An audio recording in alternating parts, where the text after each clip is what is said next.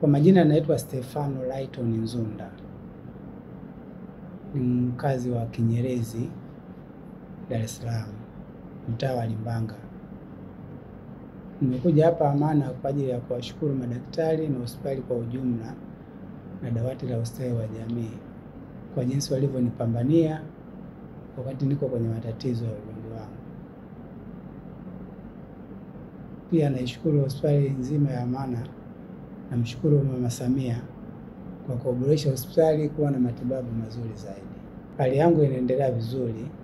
Hivi leo ilikuwa ni kliniki yangu ya mwisho.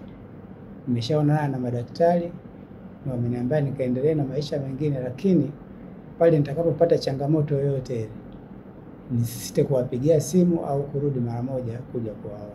Mimi naona zimeboreshwa kwa kiwango kikubwa sana, tena sana, kulinganisha na miaka ya nyuma. Serikali ya sasa hivi naona imejitahidi sana. Kwa hiyo pia namshukuru Mama Samia kwa kazi nzuri anayoifanya.